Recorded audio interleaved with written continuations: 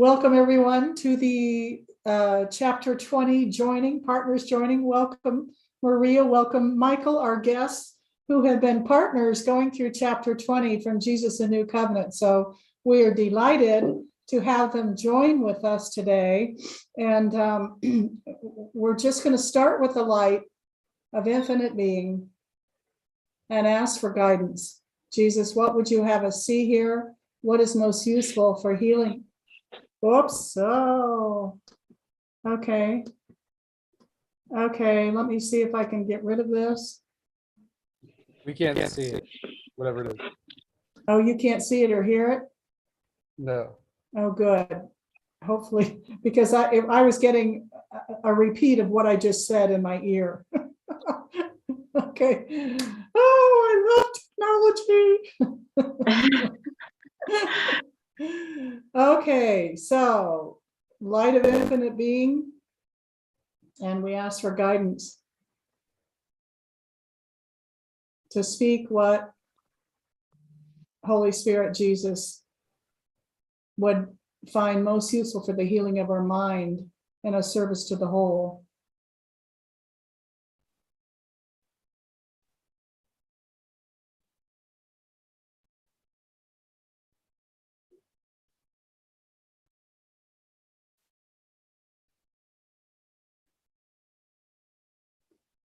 So just as a brief introduction for this video, which is being live streamed on YouTube, we're looking at chapter 20 from Jesus, a New Covenant, which was brought through Kay Ballars about 3 years ago.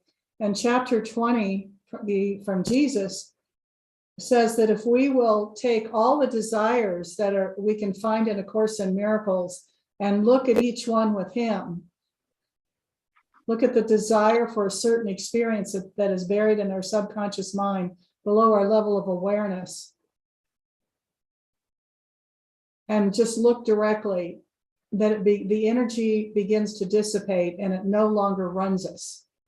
And so the four of us here have all been through chapter 20, and Michael and Maria have been partners with us, and we're going to ask them to share some of their experiences with chapter 20 in partnership and looking at desires.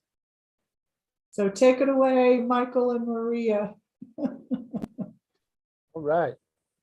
Maria, you want to go first? Or do you want me to start? Is our internet or is our internet? Her internet. Because I can hear. Okay. Can you hear me? Yeah, I can hear you. Okay. All right. Well, I'll go first since we're trying to figure out who's who. My name is obviously Michael. I did chapter 20 with Maria. We did the 90-day program, and real quick, that just means that we go to the monastery and we stay there and we do just every day. We wake up, and other than doing general chores and whatever Jesus tells us to do, really, we work on chapter 20. And we do this for hours. Like, we probably do it a total of 2 to 3 hours a day, sometimes more, sometimes less. But we look at the desires with Jesus, and Jesus speaks through us to us. And I think what's cool about it is, in my personal experience, like anytime we try to hide or BS our way through something, saying that we got it or we work through a desire, the other person that you work with, your chapter 20 partner, well, Jesus speaks through them to you and tells you whether or not that's true or not. And sometimes things come up that are completely hidden from our conscious awareness. Most times, actually, there's a lot of hidden beliefs that we don't even know we have, and some of them are quite shocking. Like some of the desires that I have personally, and that I've learned through doing chapter 20, that in general most of us have. is just, if I were to judge it based on my own values, I would be horrified if by some of the desires that I have, or that Jesus says I have. So then we work with them and we just burn them out, and we by burn them out, I mean that we focus on them with pure awareness of God, with Jesus. And that, I don't know how it works, but it works, and it burns it out, and it's gone. And the most exciting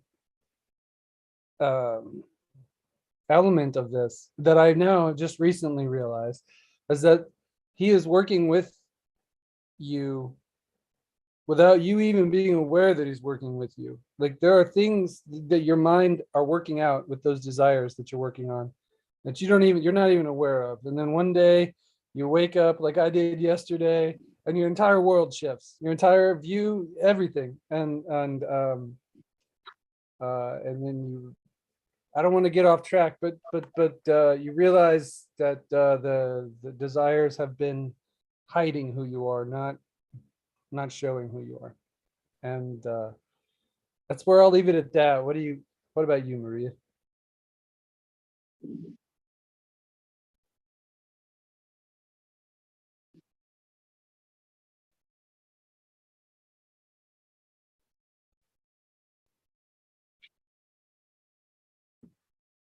Maria, can you hear us? Hi, hi, Mary. Hi, my beloved mighty companion, Michael.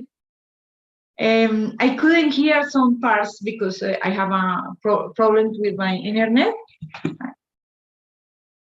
But the what I hear, yeah, absolutely true. We when we stay there, we have a lot of healing, and actually, to me, after I came here to my country, I really value that what we did there, because yeah, it was an amazing work with Jesus, and we get a lot of healing. I don't know what was the question, and I don't know how it's going to work, because I couldn't hear, or yeah, I don't know how it's going to work this session. It's just our experience, your experience with going through chapter 20 with Michael and looking at desires. I lost the connection. Uh-oh. Can you hear me? Just Yeah, tell us about your experience. Okay, so it's just your sharing I don't know. of your experience with chapter 20. Pardon? Your experience of going through chapter 20.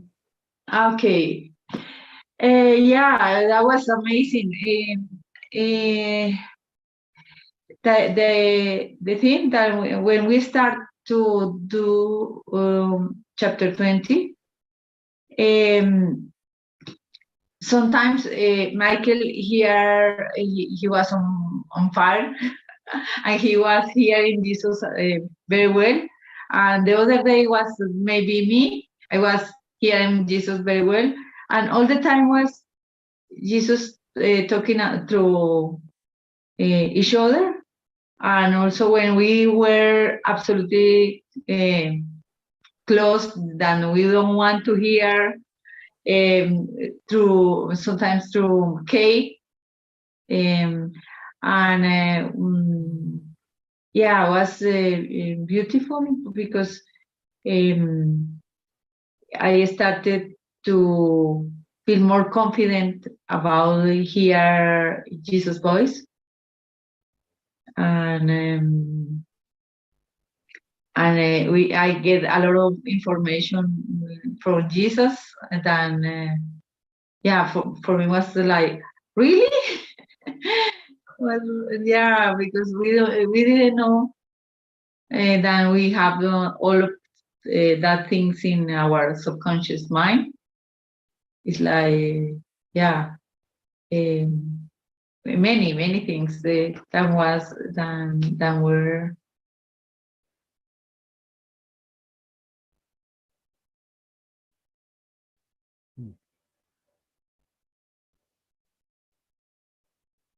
Very good time and useful. Mhm. Mhm. Yeah, it's a good use of time for sure. Yeah, absolutely.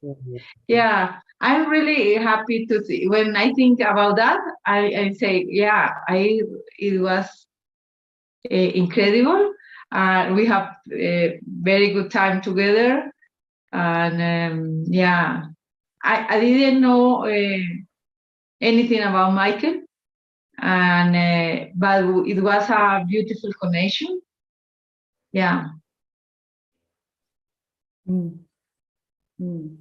Thank you. Yeah. So I'm just asking Jesus what question. I guess what I'm hearing is that at the end of this experience of going through chapter 20, and we've actually never counted, I've never counted all the desires from A Course in Miracles that are put into chapter 20, but it goes on for pages looking at desires, and taking them one at a time and asking Jesus then for guidance in seeing the wanting, the relishing of that particular desire. Is there any particular desire that you're thinking of that came up that it was just like, no, I don't have that desire, and which a shift occurred for you? Again.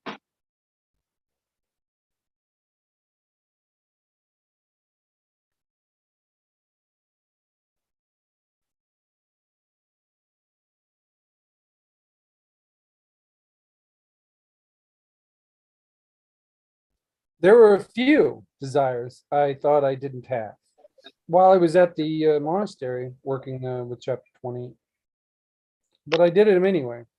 I did them like even if I thought I didn't have the desire, I would stay open-minded enough and say, look, if I have this desire, you're gonna have to show it to me. You're gonna have to show it in my life where this is true, and because I don't think it's true. And when I did that, but I was open-minded, I wasn't like shutting down the conversation. I was just like, I think you're wrong, and I'm just not. You're gonna have to change my mind. And Jesus would do that gently. If I had to say about this process, it was as gentle as it could be, and sometimes it doesn't feel gentle because we fight it, I think.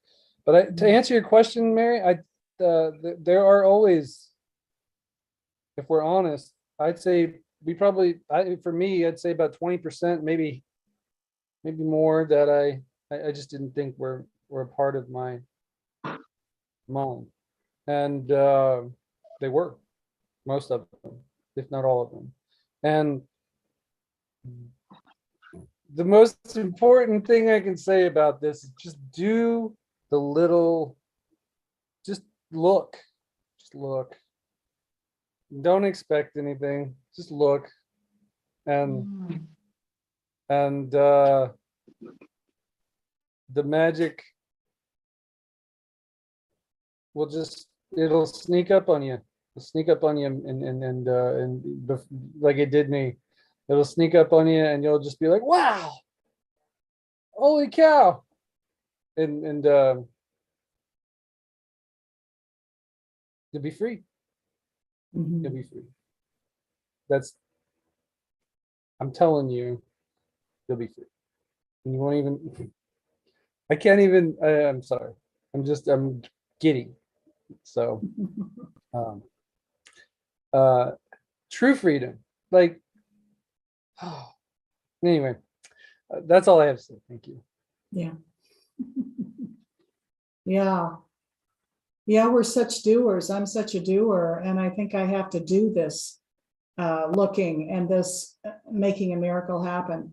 But like you were talking about, there's some, with honesty of God, there's some sort of Jesus alchemy that takes place, that I don't have to do anything. And I'm so surprised at what comes out of my partner's mouth that comes directly from Jesus, that takes me into deeper looking and relishing than I ever would have imagined. So the power of joining with a partner cannot be overstated. It's just, Jesus says, when two or more are gathered together, there will I be. And he says this over and over again in the Course in Miracles. Kay has said it's over 400 times, that joining with another mighty companion, with a brother, opens up that space for accepting the voice for God. And like you just said, Michael, amazing things happen that we never could have predicted. And I'm curious as to what I'm hearing, or this question's kind of been formulating. At the end of the 90 days and at the end of doing chapter 20 with your partner,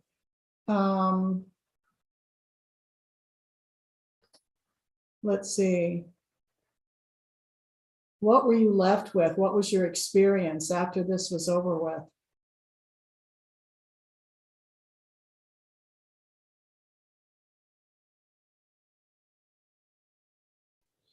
It was an exhale, like a great exhale, like, oh my God, I did it. I survived it. 90 days. It really, honestly, that was the first, I didn't leave. I didn't quit. I didn't back out. Like, that was my first, and I took a break. And I thought, this is kind of funny. I like that I'm much more enlightened now, because I did this.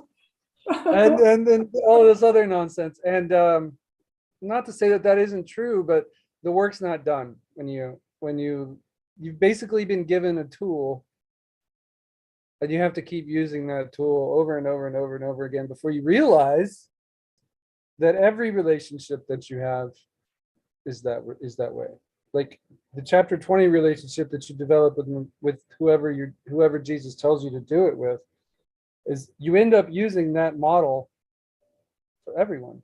Like when you speak to your mother, when you speak to a friend, when you speak to a stranger, you're not just speaking to the person. You're speaking, God is speaking through both of you. And you know that now. Like I know that now. When I speak to anybody, I know that. I know that God is speaking through them to me, and I'm doing the same thing. And that is the greatest gift, other than freedom itself, that you get from chapter 20, in my opinion. There's a new syntax for dialogue, a new relationship with being is what you get, personally. Yeah, the practice over and over again in chapter 20 is to check in. It's really establishing a relationship with that inner voice for God. That's what chapter 20 is all about. And we hear it within, we hear it from a partner, we check in. Jesus, is this what you want me to say? Is this what I'm hearing? So it's a contemplative, it's a quiet process.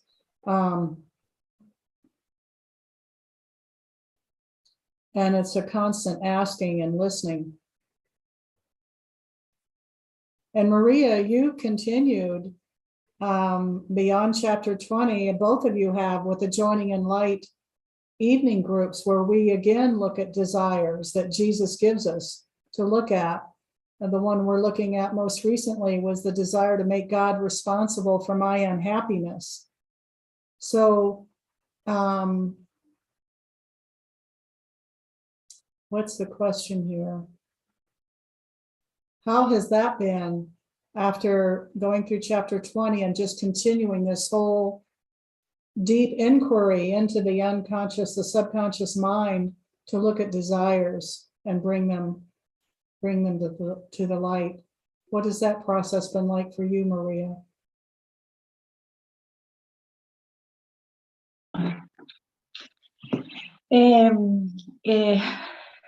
What can I say? At the first time, it was a little hard because I when I arrived to my country, I start to join with a friend every day in the morning and in the afternoon, to see the stars, to look at the stars with Jesus. But then I started to join again with the people from joining Enlightenment, and it has been beautiful because when I left the monastery, I was upset, but then I realized that was mine. That upset was mine, and so then I joined with Kay, and yeah, it was so beautiful. And I have been working with you guys, and I think it's amazing. Every day I feel more confident about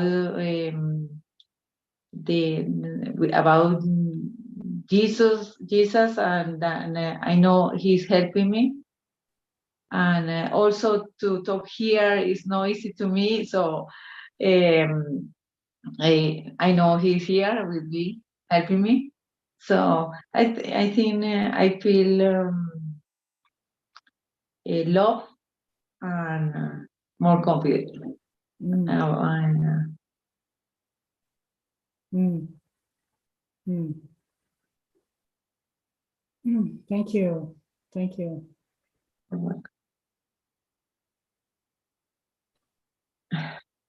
Michael, are you about to say I something? keep forgetting I'm muted. What? What? Are you trying to say something? Yeah, I was trying to say how it's really an undoing. It's an unraveling. We created this what we consider the mighty invention, and it just needs to be unraveled. And if I had to describe the experience that I've had, it's an unraveling. Like it's just this. You feel like this noodle just slipping out of your brain, just sliding out of your, and it's just like and you're wowed by it. You're wowed by it. You're like, wow, like you realize nothing was done to you, nothing. It was just what was there was just taken out. Just that doesn't need to be there anymore. And it's beautiful. It's Yeah. beautiful. You get and if I had to say anything for anybody who's thinking about doing it and then they get here and they do it and they quote hate it, stick through it. Like there's real love there. There's real, and you got to fight for it sometimes. You got to fight for common ground that we're looking for answers, and that we want love and we want happiness, we want joy. And I'm telling you, you'll find it here because I did. And I'm a pessimist sometimes. So but in nature. So for a pessimist to go, you know what, you should try this. Maybe you should. I'm saying it's really exciting. It's a lot of work. It's dedication. You can do, you will get work, you will get whatever work you put into it, you'll get out of it. Like if you do it once a week, you'll get once a week returns. You do it once a day, you'll get daily returns. But eventually, regardless, you'll realize how much is real and how much isn't. And you'll be thrilled. Jubilant even. So that's all I have, really. Just it's been a great experience. It's been arduous at times. It's been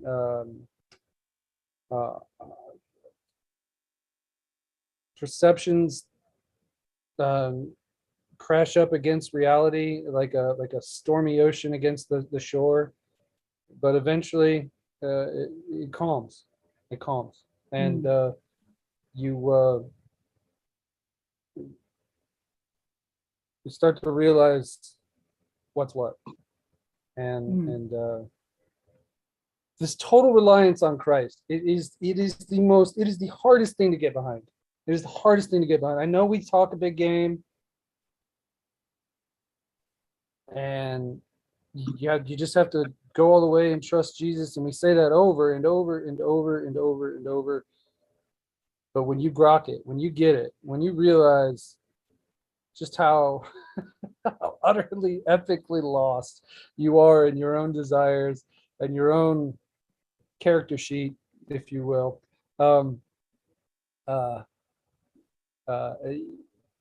it becomes plain as day that you need help. Anyway, I'm just grateful. I could talk for hours about this. So that's all. Yeah. Yeah, the gratitude that there's a way out. Yeah, absolutely. And we do it together. Yeah, sometimes it's hard. I know. Sometimes we want to quick and leave all. And where is the blue pill? I need the blue pill. I want to come back. But then you realize that this is the way.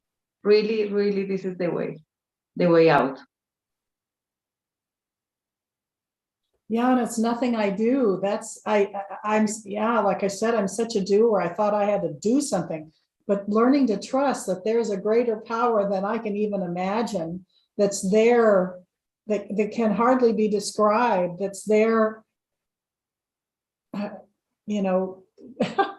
that's bringing all this about. I just have to have, as the Course says, a little bit of willingness to look. Because the last thing I want to do is look at Dark Night of the Soul. Are you kidding me? I got the t-shirt on that one. No, don't want that one anywhere. Wow. Guess what? Yeah, I don't want to look. And this process is all about doing exactly what the ego does not want to do, what all my concepts and my perceptions and my thoughts and ideas about what reality is kind of starts to dissipate, because as we've all been saying, we realize that there's no truth in all of this stuff that I thought was true, and that's the last thing the Mary identity wants to look at. But it's look.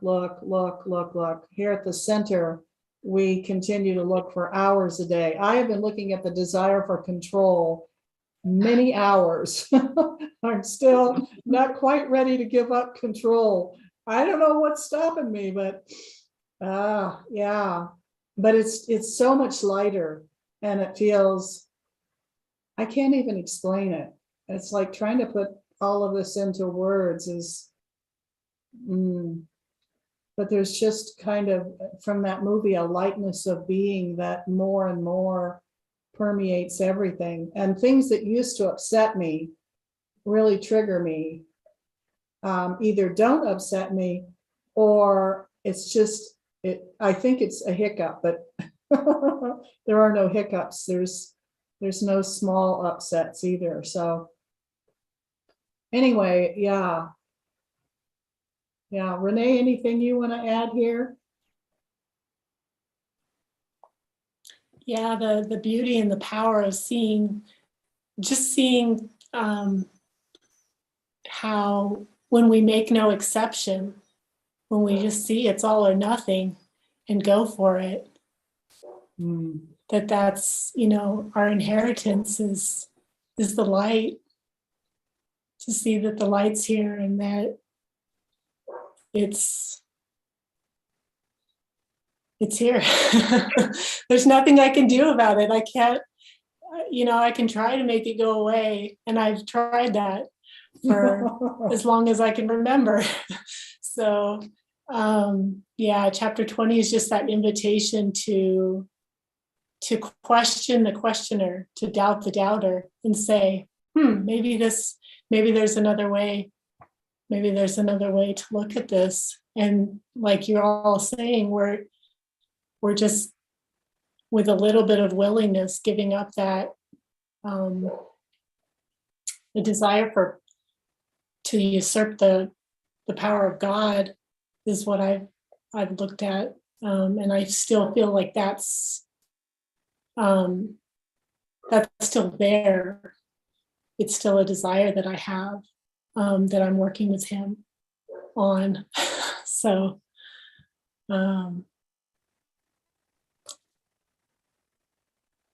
not fighting myself, just the value of that, of not fighting him, just letting him help me and learning to ask for help and not waiting to see the immediacy of the correction, that it's right now and I don't have to go through hell to get to heaven. So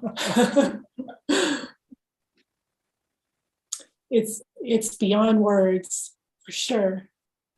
For sure.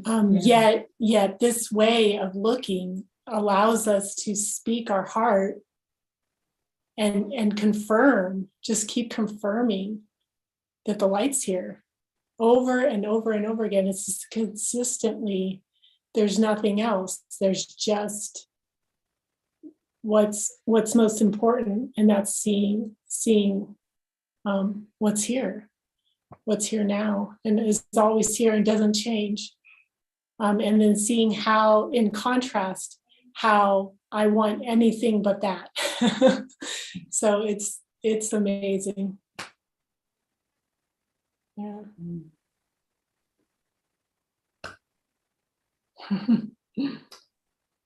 Okay, Jesus, are we complete? I mean, it's like, whoa. Yeah. Well, thank you, everyone. Thank you, Jesus, the inner voice for God. And thank you for this one more opportunity to check within and not listen to any other voice except that voice, that voice for God that's speaking and is, confirming, yes, this is what's coming through. This is your true voice coming through. Mm-hmm. So thank you. Yeah. Thank you, guys. Thank you all. Love you, guys. Love from San Juan Coast. Bye. Bye-bye. Adios.